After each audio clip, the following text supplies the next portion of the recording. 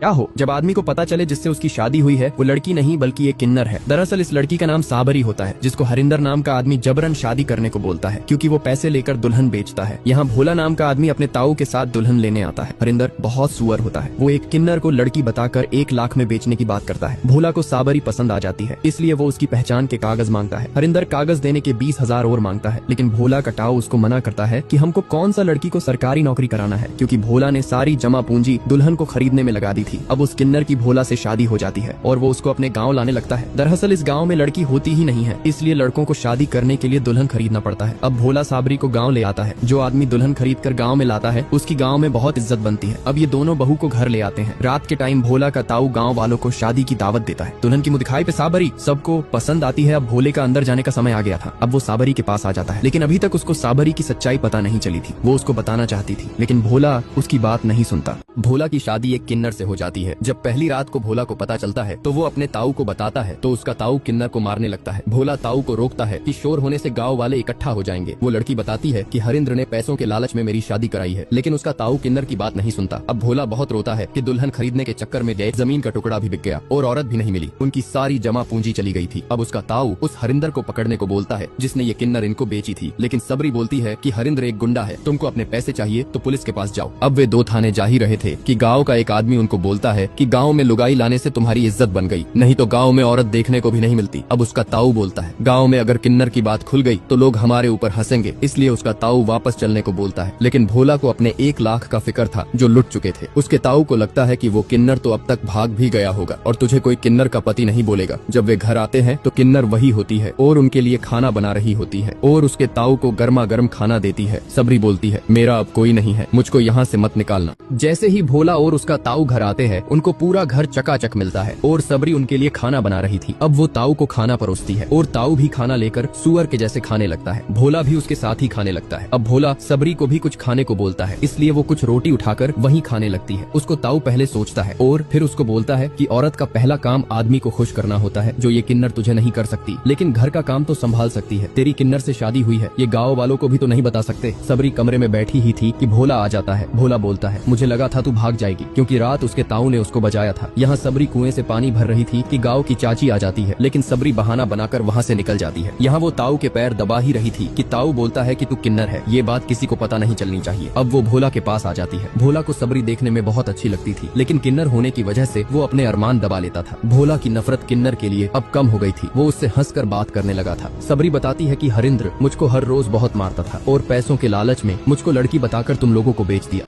भोला किन्नर के साथ ही क्रिकेट खेलना चाहता था क्योंकि वो उसको पसंद करने लगा था और उसकी शादी भी धोखे से उसके साथ हो गई थी। अगले दिन भोला गिरने का बहाना करता है, जिससे ताऊ तभी उसके पास आता है। भोला बोलता है कि मेरा तो हाथ टूट गया है, अब मुझसे सामान नहीं उठेगा, लेकिन ताऊ बोलता है ऐसी छोटी मोटी चोट से डरा नहीं करते, तेरी उम्र में तो मैं 4 गठड़ी उठा लेता था, इसलिए भोला उसको ही गठड़ी उठाने को बोलता है। ये सुनते ही ताऊ की फट जाती है, इसलिए ताऊ इस किन्नर को ही साथ ले जाने को बोलता है और वार्निंग देता है कि किसी को पता नहीं चलना चाहिए कि तेरी शादी एक किन्नर से हुई है। अब भोला किन्नर को लेकर मेले में आ जाता है और उसकी दुकान लगाने में मदद करती है और उसका सामान बेचने में हेल्प करने लगती है, क्योंकि वो थोड़ी बहुत इंग्लिश भी बोल लेती थी। और देखते ही देखते उनका सारा सामान बिक जाता है। अब वे दोनों काम खत्म करके घर आने लगते हैं और आते टाइम साथ में बहुत मस्ती करते हैं। भोला भूल गया था कि वो एक लड़की नहीं बल्कि एक किन्नर है। सबरी को भी भोला पसंद आ गया था। वे दोनों एक दूसरे के करीब आने लगे थे और साथ में बहुत खुश भी थे। अब रात हो जाती है और वे दोनों घर आ जाते हैं। ताऊ के पूछने पर भोला बताता है कि आज सारा माल बिक गया। ताऊ जब इतने पैसे देखता है तो वो खुश हो जाता है और बदले में भोला को 100 रुपए देता है। अब जैसे ही वो किन्नर अपने कमरे में आती है जहाँ भोला उसका इंतजार कर रहा था, भोला उसको हाथ लगाकर देखता है कि वो कितनी गीली हो गई है। अब वो सोने के लिए अपना बिस्तर निकालने लगती है। भोला उसको बोलता है कि तू मेरे पास ही सो जाया कर, ताऊ को कुछ पता नहीं चलेगा। सबरी बोलती है मैं तुमको औरत का सुख नहीं दे सकती हूँ, लेकिन आज भोला के सर पर कामदेव प्रसन्न थे और वे दोनों करीब आ जाते हैं और वे दोनों पूरी रात क्रिकेट खेलते हैं। अगले दिन सबरी ताऊ के लिए लस्सी का गिलास लाती है। ताऊ उसका काम देखकर बहुत खुश होता है और सुअर की तरह पूरा गिलास घटक जाता है, लेकिन किन्नर होने की वजह से ताऊ उसको पसंद नहीं करता है। अब सबरी भोला के लिए भी लस्सी का गिलास लाती है, जो खेत में काम कर रहा था। सबरी एक किन्नर थी, लेकिन वे दोनों एक दूसरे के साथ खुश रहने लगे थे। एक रात ताऊ गांव के लोगों के बीच बैठा था कि एक आदमी उसको बोलता है कि तेरे घर की बहू बच्चा क्यों नहीं देती है, लेकिन ताऊ कुछ बहाना बना देता है और घर आकर भोला को बोलता है कि गाँव वालों को बोलना कि तेरी बहू बांझ है। लेकिन इस बात पर भोला भड़क जाता है कि इस नाटक में और साथ नहीं दे सकता, एक दिन तो सबको पता चल ही जाएगा कि ये लड़की नहीं किन्नर है। लेकिन ताऊ को अपनी इज्जत प्यारी थी और बोलता है कि तू इसको अपनी बीवी तो नहीं समझने लगा, ये किन्नर है और किन्नर ही रहेगी।